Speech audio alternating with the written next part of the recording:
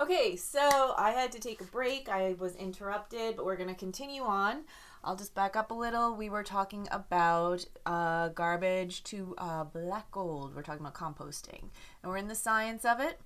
So let's talk about requirements for composting, creating a compost pile, which is the basic thing we're going to be learning today when we get further into the conversation. But basically, when you are making a compost pile, you need carbon, you need nitrogen, and we're going to be elaborating on that. You need water, you need oxygen, and you need soil so that they have a bit of living stuff to grow in that pile, in addition to everything else to feed on.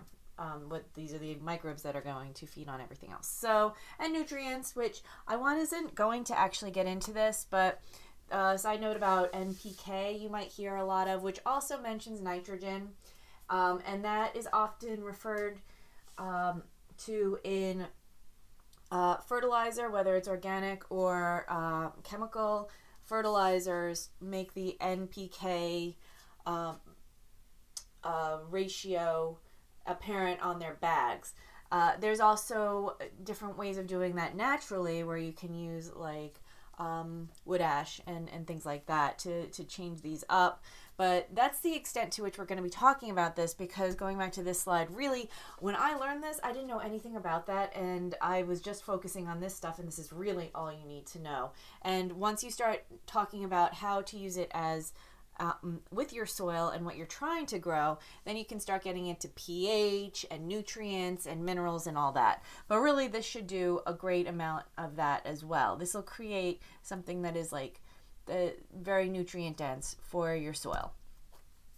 So when you're making a compost pile, the most important thing we're going to focus on is carbon and nitrogen.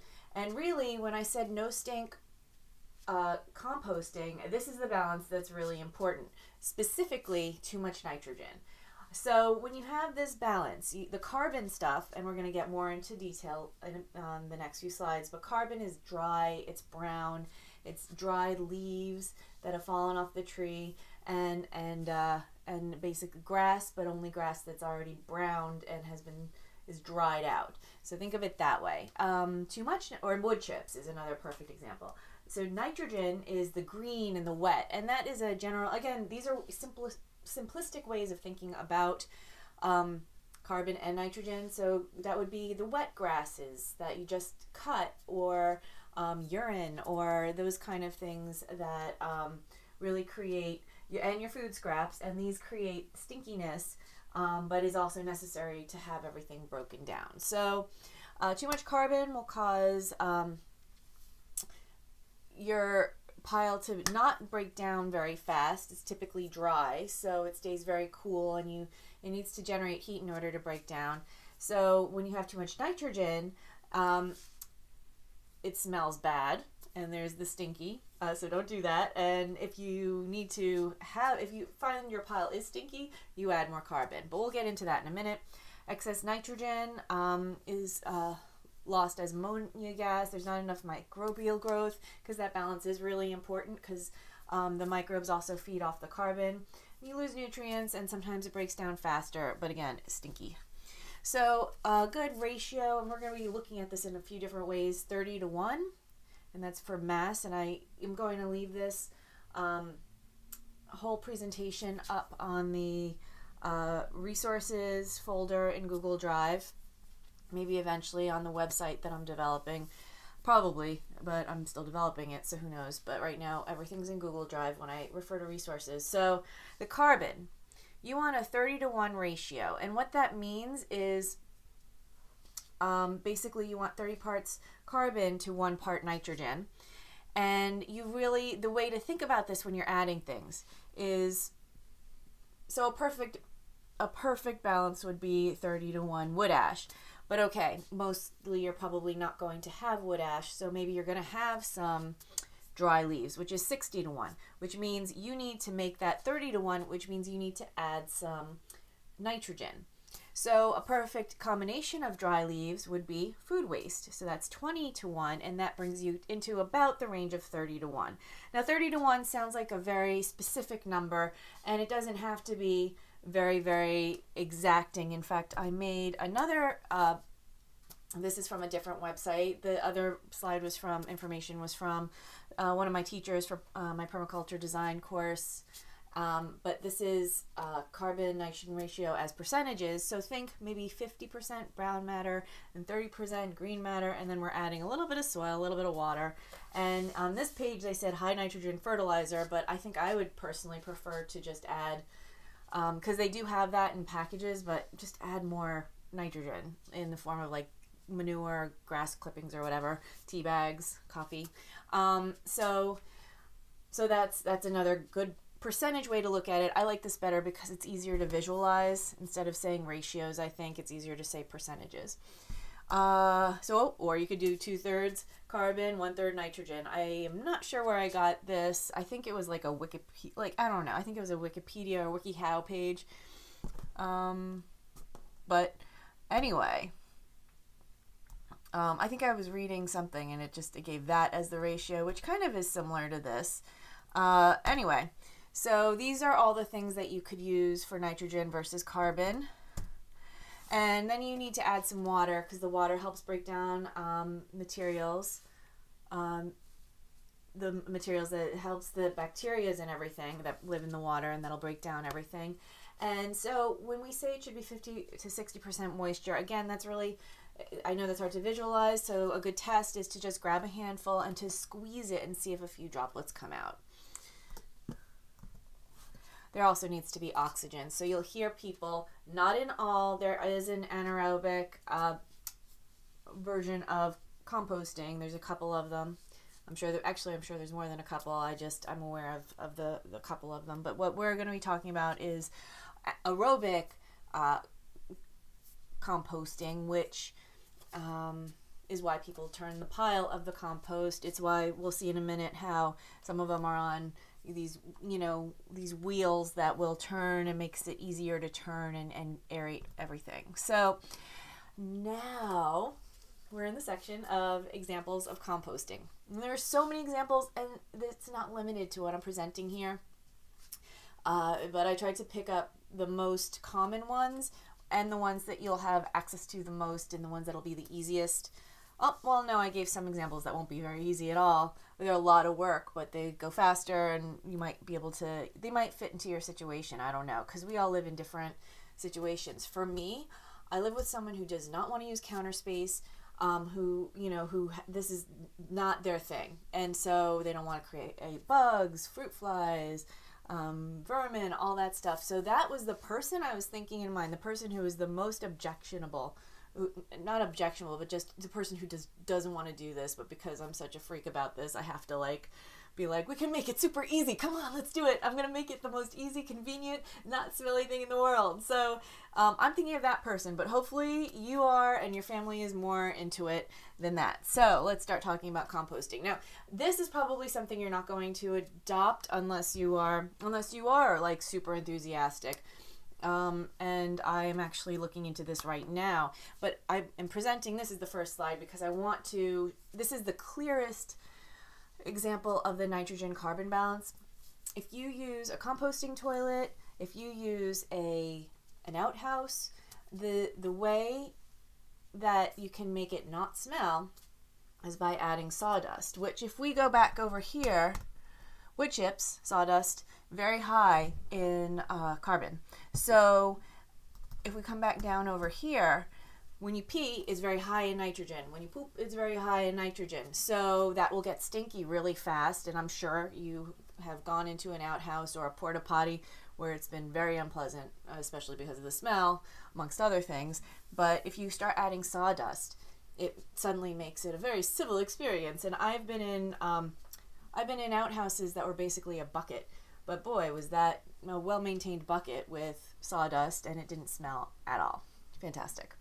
So that's one way, and I just wanted to show you that as the way where you're balancing that. And if your outhouse gets stinky, or your composting toilet gets stinky, you're going to be adding more wood chips. And then if it looks like, you don't want to add too many. I mean, I guess you could just add a bunch, but then it won't break down as fast, and there is a balance to it. But generally there's just like a scoop next to the bucket or the outhouse or whatever, and you pee and you pour in a scoop of sawdust or wood chips, and that's how it's done.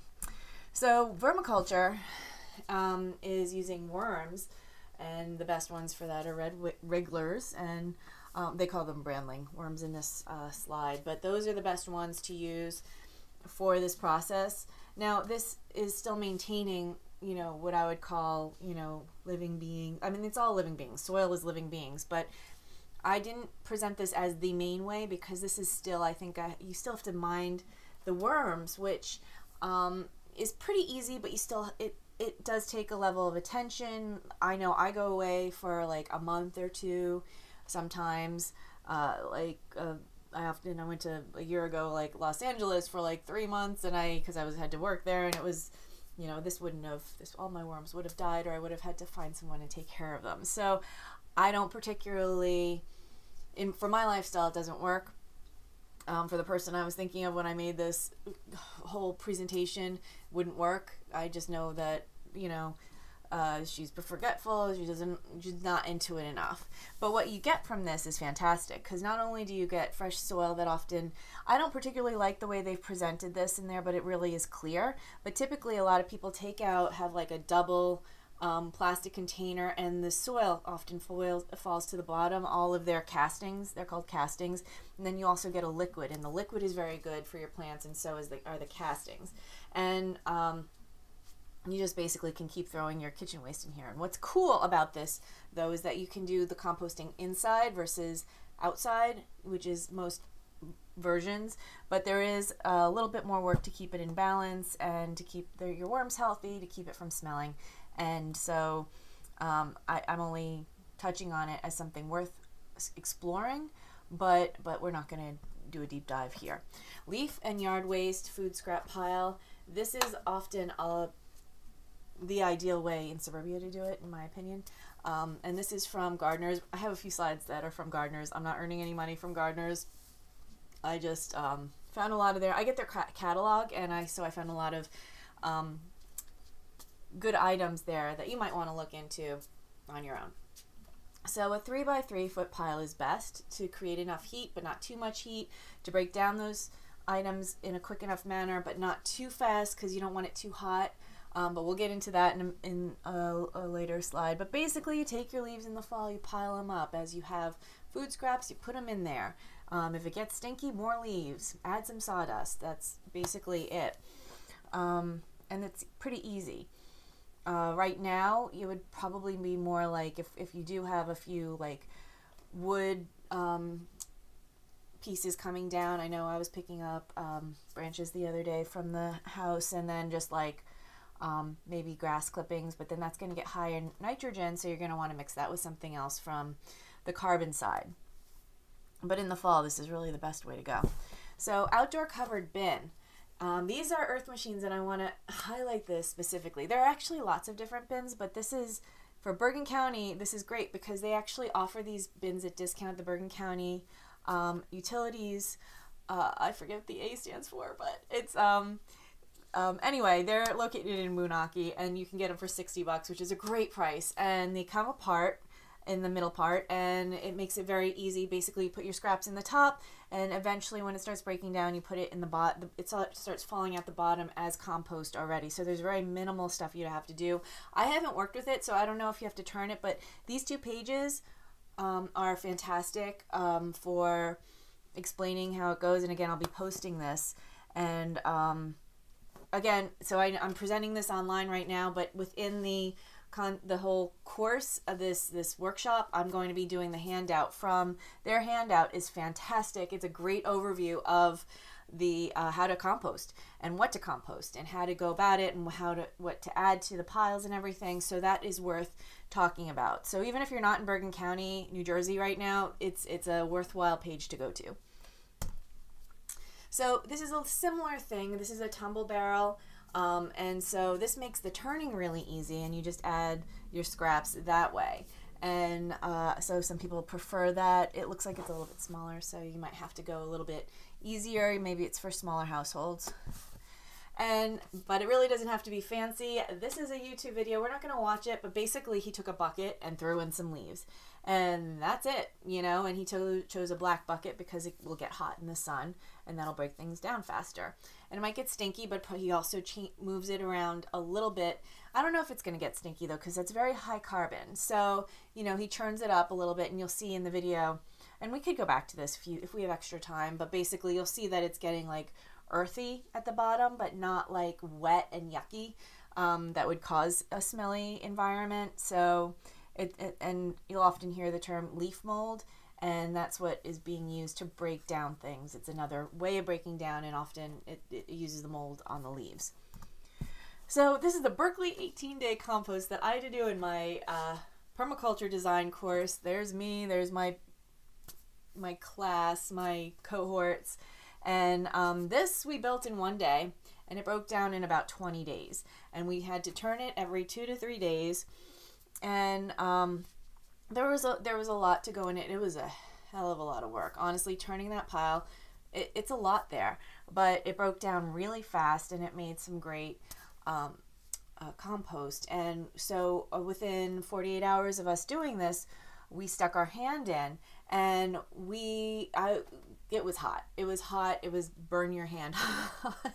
And they made us stick our hand in. And I mean, there's manure in there. There's everything in there. And I kind of think it was like almost like a hazing for permaculturists to stick your hand in the buggy, poopy thing. Because I honestly, I wasn't like totally enthused about doing that. And now I'm fine with it. But the important takeaway from that and the learning from it was how hot it could get. And they used to say, we've cooked eggs, we've stuck an egg in a bag and cooked it by sticking it in this compost pile. I mean, that is incredible, right? And we'll get into that later on. But basically, it was a fantastic way this is extreme composting, woo! And at its best, and it was a really great, this is stinky, by the way. So we covered it with a tarp. We'll get into that too later. But yeah, this was covered with a tarp, and it really, the men would go over and pee on it if they felt inclined. This was where we were mostly using outhouses anyway, so it wasn't that big of a stretch to just, you know, for the guys to just add their nitrogen to it. So anyway, so then the other way to compost is to simply have a service pick it up, and it goes off site. And I listed a few from around the area. These were the closest ones I could find for pickup, but there is a link to find it by state that I've also included. So let's talk about my favorite stacking functions and innovations. And so you have this compost pile, and we are most knowledgeable about getting soil from it, and, you know, if it gets hot enough, sterilizing the weed seeds and balancing pH and helping us really make healthy soil from that. But there's also other benefits from it. And so Biogas Digester is fantastic because you can take, basically, as everything breaks down, it creates methane, and the methane is captured and then can be used for cooking gas, and that is exciting to me, because that means we're using less gas from what I'd call normal resources, the resources we're using now, which is degenerative, as opposed to this, which is simply reusing. You're getting another benefit from something that would otherwise be contributing negatively to the atmosphere. This would be anaerobic composting, so oxygen is not being used in this breakdown, and it's nice because it's safe. Even if you inhale it, let's say you would keep this outside, and this is for hot weather temperature, but like I think it's over 59 degrees. It can't really do it cooler than that. So, but I know there's systems that can go in the house, but let's say there's a leak. You're not going to get sick from that in the same way you will from a gas leak. And so I think that's actually a really plus. It is, 59 degrees, yeah. A plus of the system. So it's another benefit of composting, and it saves you money, saves you from having a toxin in your house.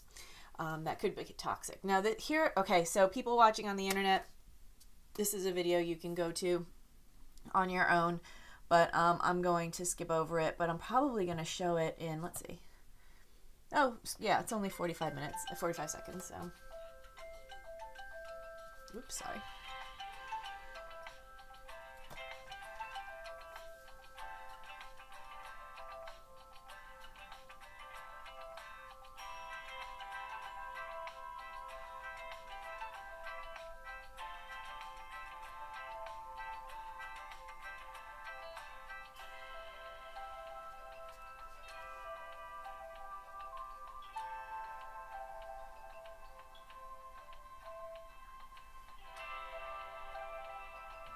It's lower now, by the way.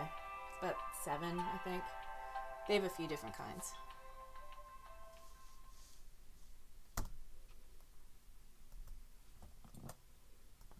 Okay.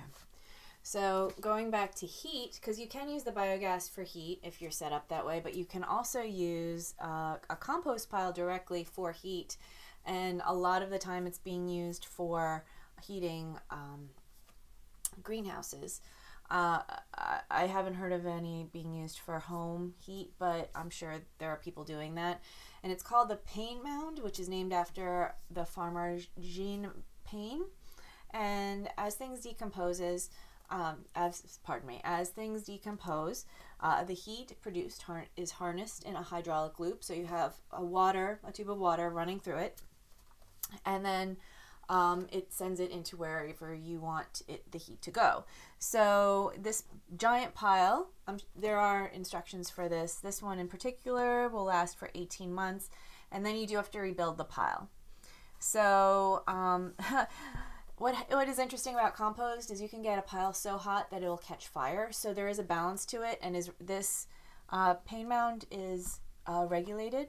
So this is just a diagram. You can look at it more closely, but I just wanted to show you that it goes in, you have all these, this compost pile with all of this water piping going through, and then it goes into your hoop house. In this case, it's a hoop house, but it can also be a greenhouse, and it circulates there until it cools and then is recirculated into the system. There's also hugelkultur. So for this, and so internet people, I'm going to be doing a presentation later, which you're not going to hear because it's going to be offline. It's going to be, it's a physical showing of things. And I brought mostly twigs because, again, I'm doing this in spring, so I don't really have leaves to put in a compost pile to show as an example. But that is more of a hugelkultur example, where we're breaking down more woody material, which takes longer, but it still will eventually break down and create very nutrient-dense soil. And this is often used in swales, or they're often created in piles, and I've seen people plant, like turnips and potatoes in there, and it creates this very, very good, it's a very good environment for planting that. And so it's a great way to break down stumps and break down extra wood that you might have on your property, scrap wood. So I picked up all the twigs, and I put it for an example of composting as my carbon layer, which we're going to get into in a little bit. So 3 steps, and this is what I was saying about the easy peasy way. So the 3 steps, you have to gather materials. So it'll either be gathering the food scraps, or gathering wood, and also gathering leaves, and everything I listed earlier with the soil and the water, knowing how you're going to water it and everything. And you're going to have to pick a place where you're going to be doing the composting. So that's often separate. Sometimes with vermiculture, it's not. You bring it right down after dinner, your food scraps, and boom, it goes to the worms. But a lot of the time you have a designated area for food scraps or whatever, and then you bring it into your pile. And also because you want to keep it balanced. You don't want it to get too cold or too hot, too stinky or too dry, and this will give you a chance to always make sure it's balanced. And that goes into the maintenance of it. So in terms of gather, it could be a bucket. This is a fancy bucket because it has a filter on it and a screw top. But it could be, here's even a smaller, fancier bucket, and that's shiny, and it's smaller, and it's pretty.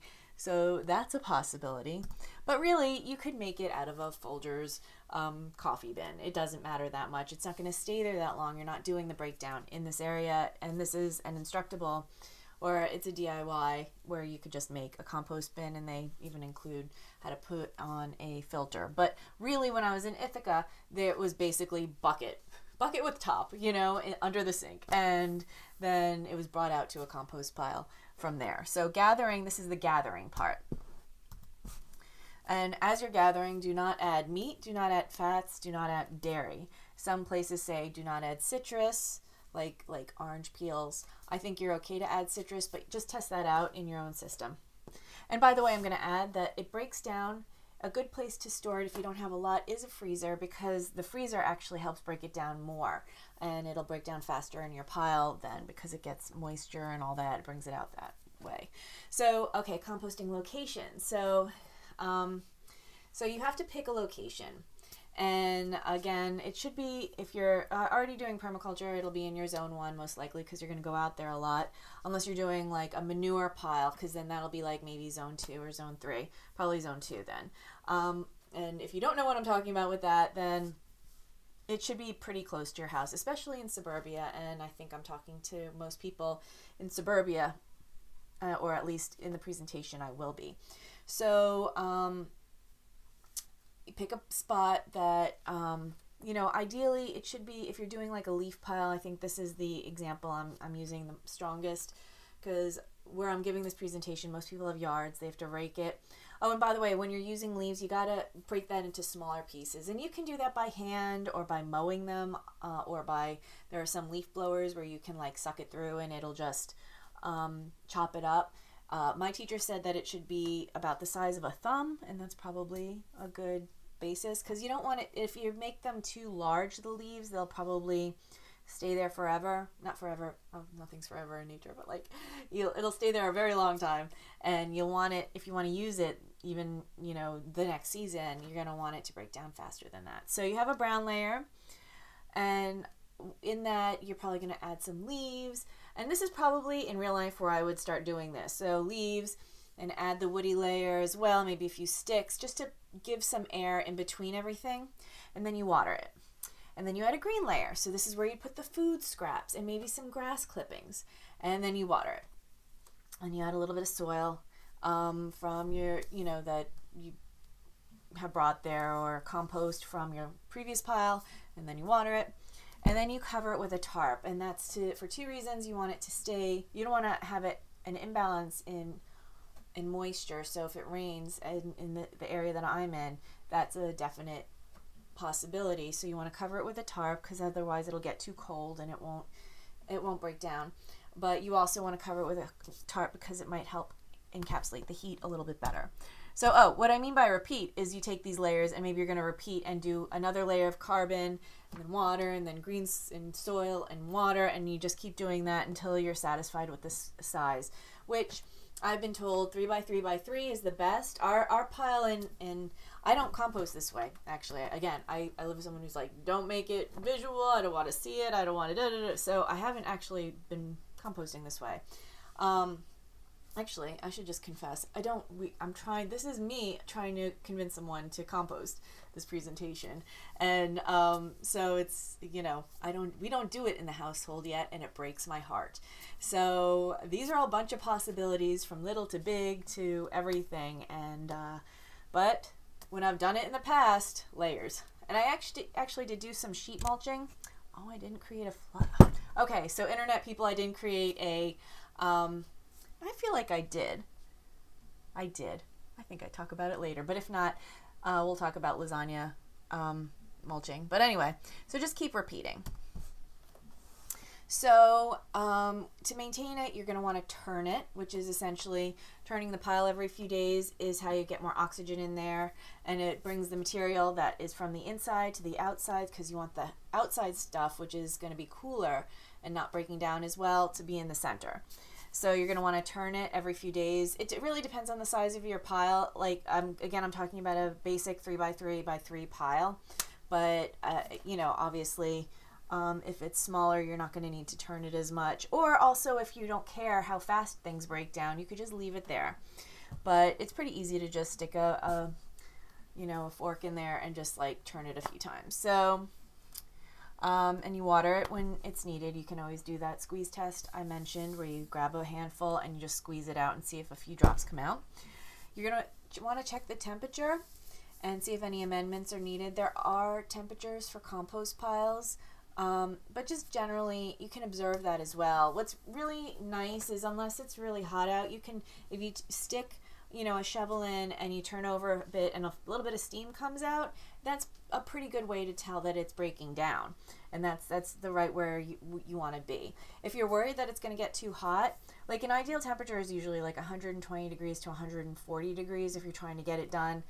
in a month or so to break down the materials. You can go slower than that if you want to, but that's a pretty good rate of breaking down. If you're worried it's getting too hot, then you probably want a thermometer because you don't want it to catch fire. But that doesn't happen that often, but it's something to be aware of. Okay, so just general observations. Does it need more carbon? Does it need more nitrogen? Is it burning up too fast and a little stinky? Is it a little cold and not breaking down at all or very slowly? These are some balancing things to do. So here's some troubleshooting. If there's unpleasant or off-putting odor, this was the crux of my title for this presentation. So yes, you could be overwatering it. I didn't think sometimes it's too compact, but often it's usually just too much nitrogen. And you'll know this, I'm sure you've seen like rotting, a pile of leaves that just smell, or not leaves, but like grass clippings that were green that on the bottom they just get like all this watery yuckiness and they kind of smell. Or you've maybe been to a horse, place that has a pile of horse manure. And that's also just like off-putting. So if they add sawdust to that, anyway. So just add more carbon. So if the pile's not getting warm enough, then you add more nitrogen. Pile is too hot, then you can often turn it, and that will cool off and especially pull that stuff out of the inside, and you can do that. Or add more carbon, which will slow down the breaking down of materials. If the pile is damp in the center only, again, you want to turn it, and you maybe want to add more, carbon, and really balance that out. But just make sure to keep that ratio because you don't want to slow down the breaking down too much. And then if there's rodents, then remove the last, let's see, I'm reading this because I'm like, oh, they have the first few. I've never seen rodents in their pile because, again, if you're doing the right carbon nitrogen balance, you're fine. But the thing is, you don't want to leave the food scraps on the outside before they start breaking down because that could cause a problem. There's a way, one of the links I have in here is creating a compost pile, and she has very good like narrow chicken fencing that'll keep out a lot of the rodents that could potentially get in there. Now, mice and rats and chipmunks and everything, they can get into a lot of stuff, but it's something to consider.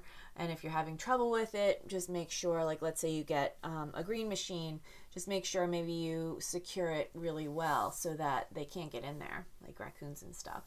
So, and then large items that take a long time to decompose, that means you need to add more nitrogen or even increase the size of your compost pile, unless you don't care or you need to maybe chop up those larger pieces.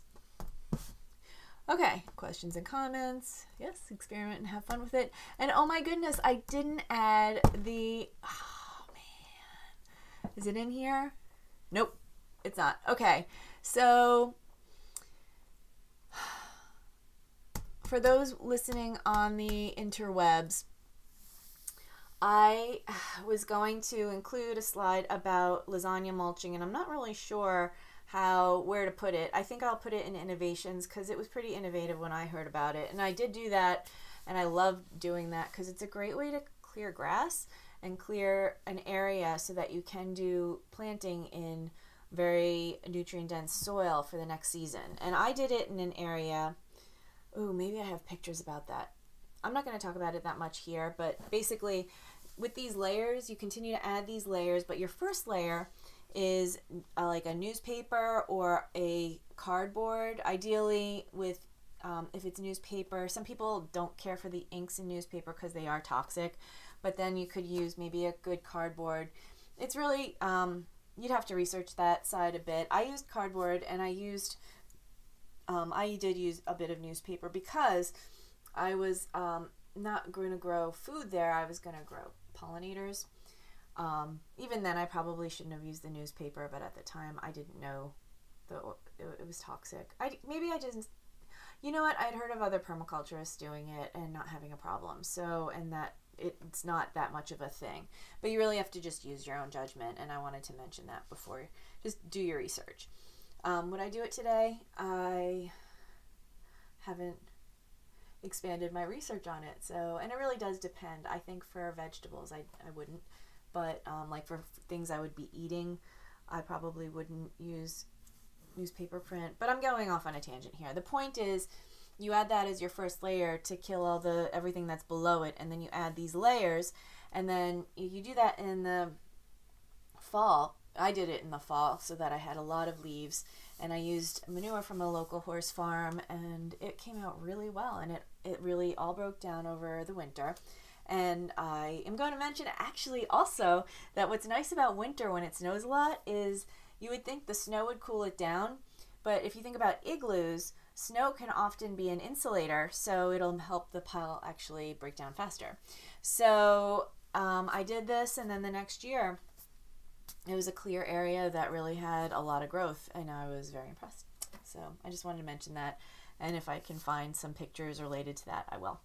And that's my presentation. So this would be the part where I do ask if anybody has any questions or comments, and I am hoping that it starts a discussion or possibilities or questions about how can I incorporate this into my life, and that people walk away feeling excited about the possibility of minimizing their food waste and increasing their soil health. And on that, I am going to finish up. Thank you for watching, and I hope you experiment and have fun with it. Have a great day.